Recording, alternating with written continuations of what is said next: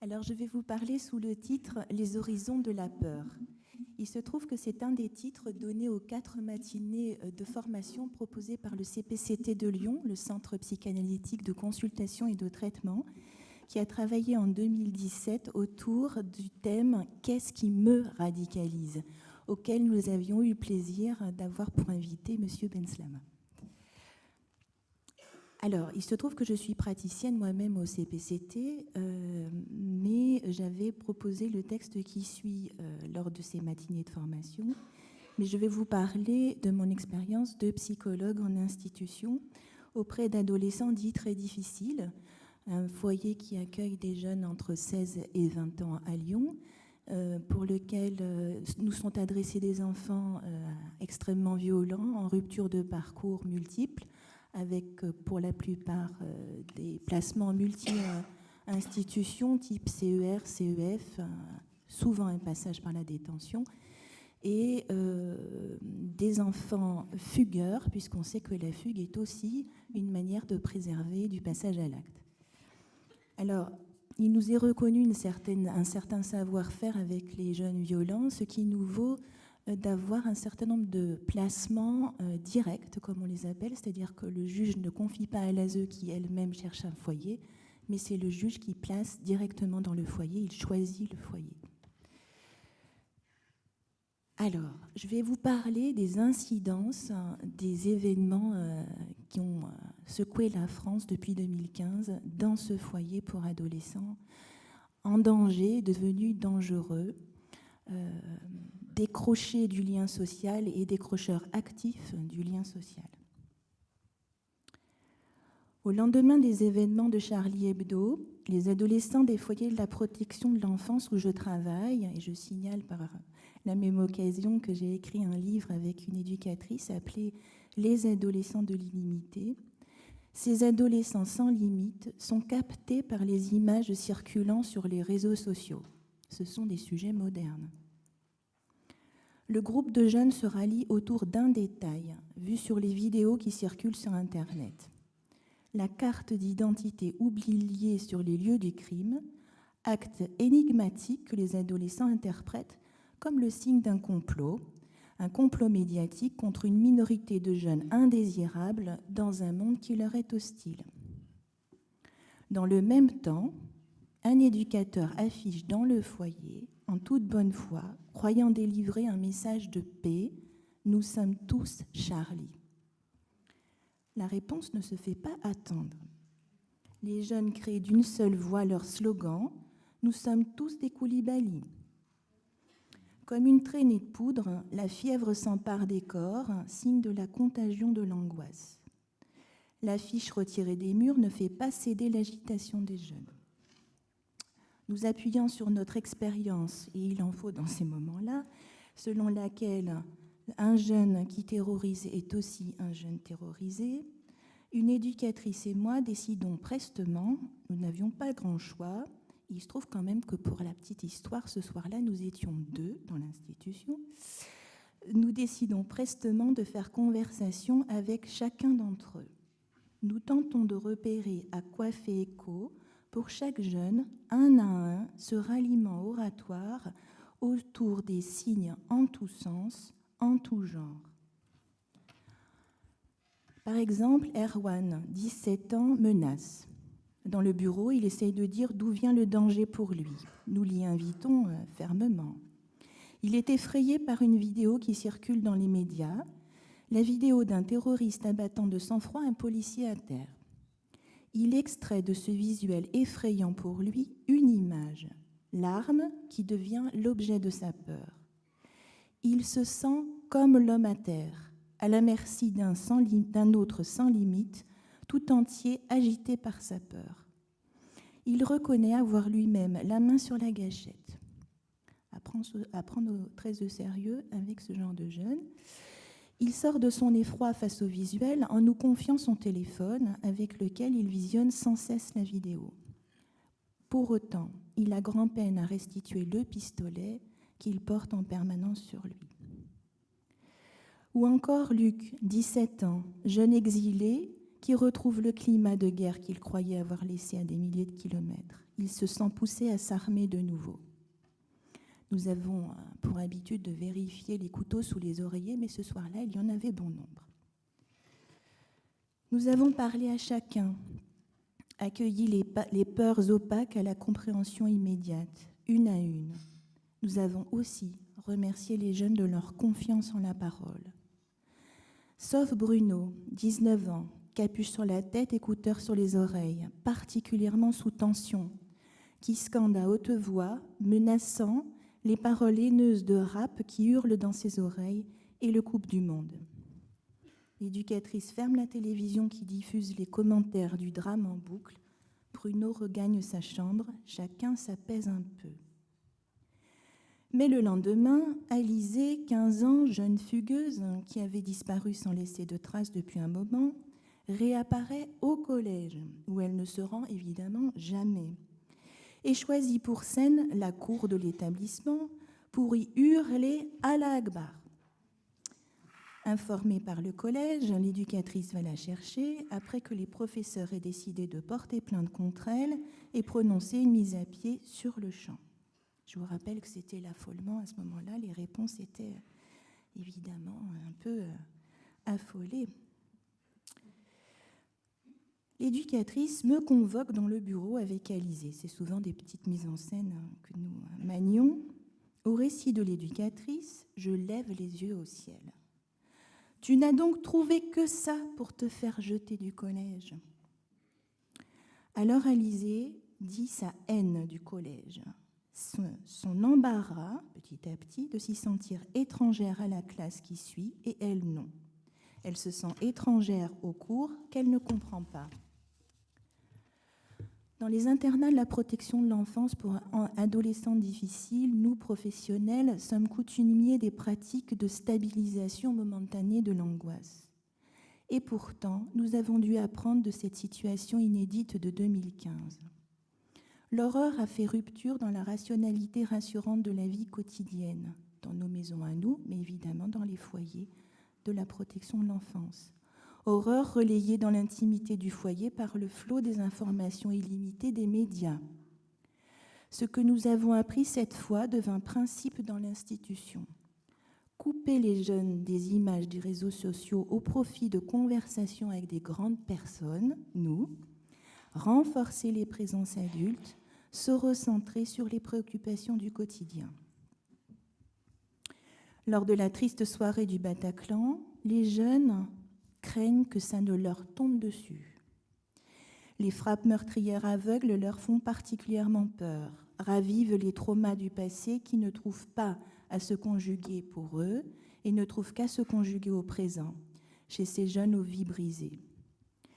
Les adultes assurent qu'ils sont là pour les protéger, qu'il ne leur arrivera rien à la condition qu'ils restent entre les murs de l'institution. De grandes tablées sont organisées avec de bons repas. Ça a été très important pour réchauffer les cœurs et discuter. Il se trouve que ça a été assez efficace, à notre grande surprise. Les jeunes fugueurs n'ont jamais été aussi présents dans l'institution.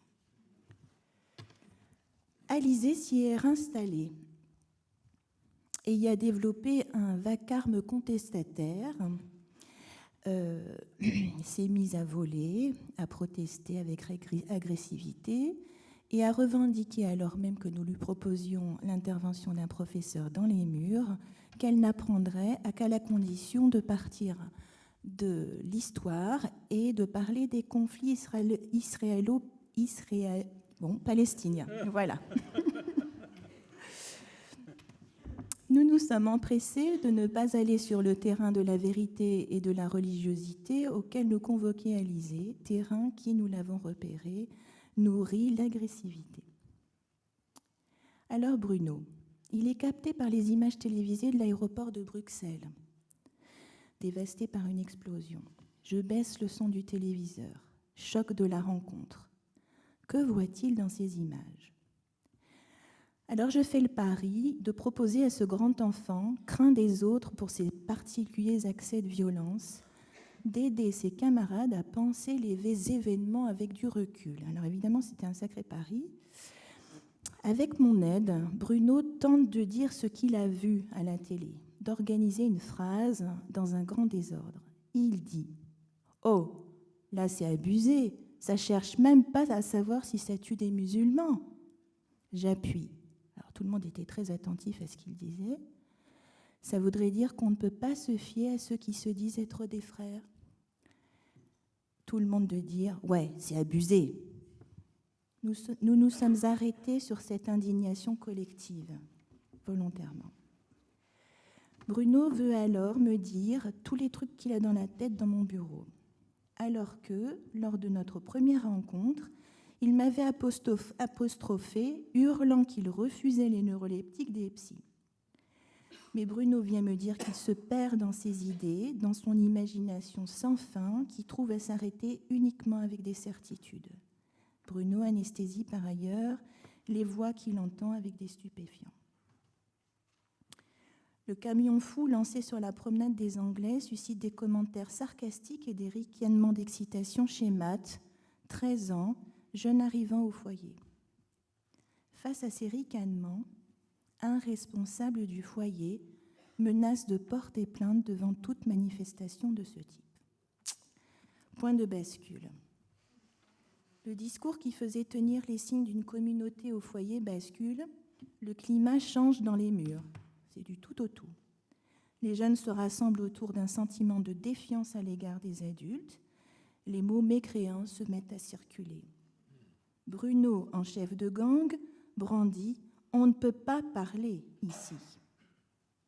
L'expression des sensibilités singulières jusque-là soutenues par les conversations avec les adultes venait de disparaître au profit de la désagrégation du lien social dans le foyer. De nouveaux espaces de solidarité se sont faits chez des adolescents autour de l'idée de la nécessaire réplique à l'insulte. L'émotion du responsable que j'ai interrogé, il me l'explique après coup. Il en a pris la mesure et des conséquences que ça a eues. Mais il m'a expliqué que c'était lié à sa crainte quant à l'arrivée prochaine d'une jeune Belinda, 17 ans, dans un tel contexte, alors que son dossier indiquait qu'elle était fichée S. Alors je m'empresse de rencontrer Belinda sans tarder, qui me confie que l'appel d'un frère, par amour, l'avait poussée 2 ans auparavant à vouloir partir tuer en Syrie. Ce qui avait été qualifié d'intention et pénalisé me paraissait davantage une réponse à un profond égarement. Alors Belinda arrive dans notre foyer parce qu'elle était sur le point d'intégrer une famille d'accueil choisie par les services sociaux, musulmane, et qu'au moment de s'y installer, elle avait accusé et attaqué de façon très virulente la famille sur des pratiques qu'elle estimait religieuses mais pas assez rigoureuses. Au fur et à mesure du temps, Belinda pleure sa douleur et explique le trauma qui est le sien. Pour elle, c'est de voir figurer toujours les articles de presse à son sujet sur Internet. Alors ça, c'est l'effet Google. Ça reste. Il se trouve qu'on tapait à peine son prénom, effectivement, on avait tout le reste. Et lorsqu'elle regarde ces images, cela lui permet de poser un premier regard sur elle-même, mais aussi la fixe à une faute, avoir fait du mal à ses parents, une faute qu'elle ne peut pas se pardonner. Et ses conduites par la suite nous indiqueront qu'elle a passé son temps à se punir. Alors la menace de dépôt de plainte du responsable avait provoqué un climat de guerre de territoire au foyer entre les adultes et les enfants.